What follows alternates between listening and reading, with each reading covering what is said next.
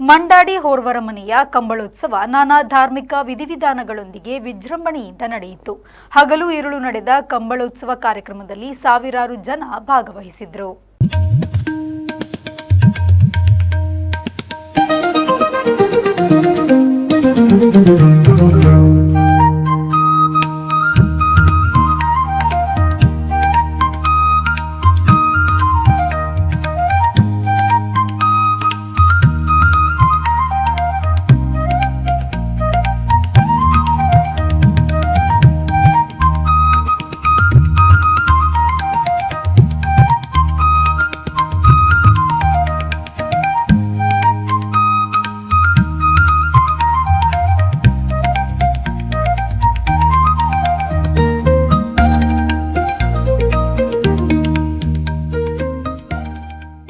ಮಂಡಾಡಿ ಹೋರ್ವರ ಮನೆ ಸಾಂಪ್ರದಾಯಿಕ ಕಂಬಳೋತ್ಸವದಲ್ಲಿ ಕುಂದಾಪುರ, ಬೈಂದೂರು, ಭಟ್ಕಳ, ಉಡುಪಿ, ಕಾರ್ಕಳ ಭಾಗದ ಸುಮಾರು 50ಕ್ಕೂ ಅಧಿಕ ಜೊತೆ ಕೋಣಗಳು ಸ್ಪರ್ಧೆಯಲ್ಲಿ ಭಾಗವಹಿಸಿದ್ದವು. ಕನೆ ಹಲಗೆ ವಿಭಾಗ, ಹಗ್ಗ ಹಿರಿಯ ವಿಭಾಗ, ಹಗ್ಗ ಕಿರಿಯ ವಿಭಾಗ, ಸಬ್ ಜೂನಿಯರ್ ವಿಭಾಗ, ಕೆಸರುಗದ್ದೆ ಓಟ ನಡೆಯಿತು.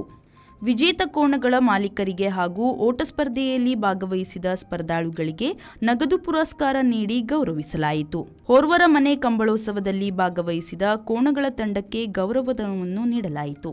ಮಣ್ಣೂರು ಗೀತಾನಂದ್ ಫೌಂಡೇಶನ್ನ ಪ್ರವರ್ತಕ ಆನಂದ್ ಸಿ ಕುಂದೂರ್ ಅವರು ಮಂಡಾಡಿ ರತ್ನಾಕರ್ ಶೆಟ್ಟಿ ವೇದಿಕೆಯಲ್ಲಿ ಕಾರ್ಯಕ್ರಮ ಉದ್ಘಾಟಿಸಿದರು.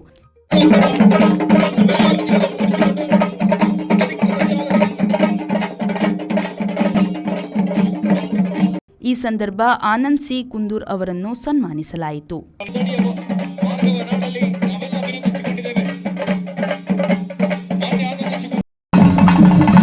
ಎಲ್ಲರಿಗೂ ನಮಸ್ಕಾರ.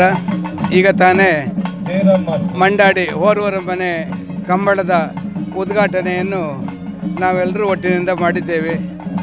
ಈ ಒಂದು ಕಂಬಳ ಎನ್ನುವುದು ನಮ್ಮೆಲ್ಲರ ಹಳ್ಳಿಗರ ಒಂದು ಅಸ್ಮಿತೆ. ಯಾಕಂತ ಹೇಳಿದರೆ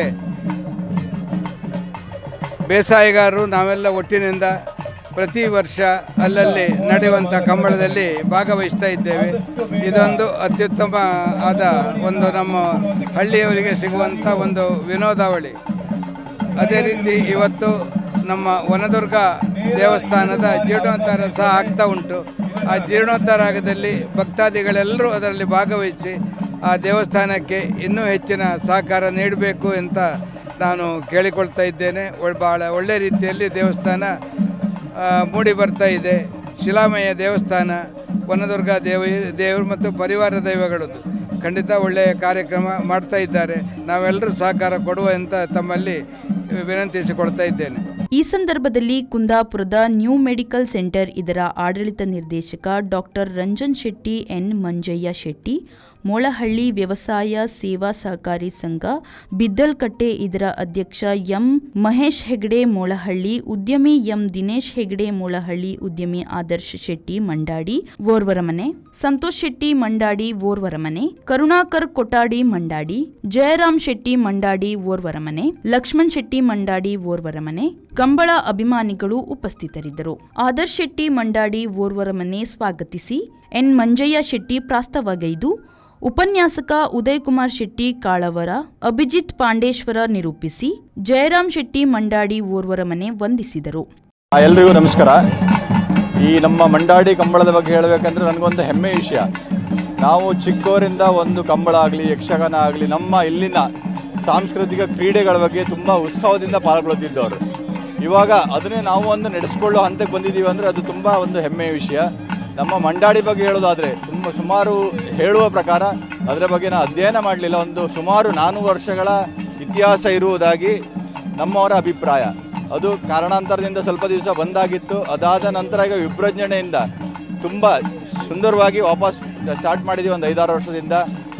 ಅದು ವಿಶೇಷವಾಗಿ ಈ ವರ್ಷ ಹೇಳುವುದಂದರೆ ಇನ್ನೂ ಉತ್ತಮವಾಗಿ ಸಭಾಕ್ರಮವಾಗಿ ನಮ್ಮ ಅತಿಥಿ ಗಣ್ಯರ ಸಮ್ಮುಖದಲ್ಲಿ ಉದ್ಘಾಟನೆಗೊಂಡು ಈಗ ನಡೀತಾ ಇದೆ. ನಮ್ಮ ಎಲ್ಲ ತಂಡ ಇದರ ಹಿಂದೆ ತುಂಬ ಉತ್ಸವದಿಂದ ಪಾಲ್ಗೊಳ್ತಾ ಇದ್ದಾರೆ.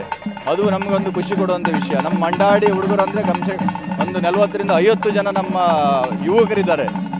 ಇದರಿಂದ ಎಲ್ಲರೂ ಯಾರಿಗೇನು ಕರಿಬೇಕಂತಿಲ್ಲ, ಅವರಾಗಿಯೇ ಬಂದು ಇದರಲ್ಲಿ ಪಾಲ್ಗೊಂಡು ಇನ್ನೂ ನಮ್ದು ಮುಂದಿನ ದೇವಸ್ಥಾನದ ಕೆಲಸ ನಡೀತಾ ಇದೆ ಜೋರಾಗಿ. ಇನ್ನೊಂದು 2 ತಿಂಗಳಲ್ಲಿ ಅದು ಉದ್ಘಾಟನೆಗೊಳ್ಳಲಿಕ್ಕಿದೆ.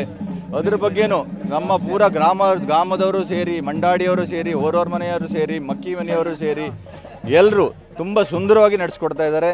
ಹೀಗೆ ಮುಂದೆ ನಡೀತಾ ಇರಲಿ, ಎಲ್ಲರ ಸಹಕಾರ ಸದಾ ಇರಲಿ. ಕಾಂತಾರ ಖ್ಯಾತಿಯ ಹಿರಿಯ ದೈವನರ್ತಕ ನಾಗರಾಜ್ ಪಾಣ ಅಂಪಾರು ಅವರು ಸಂಪ್ರದಾಯದಂತೆ ಪಾಡನಗಳನ್ನು ನುಡಿದರು.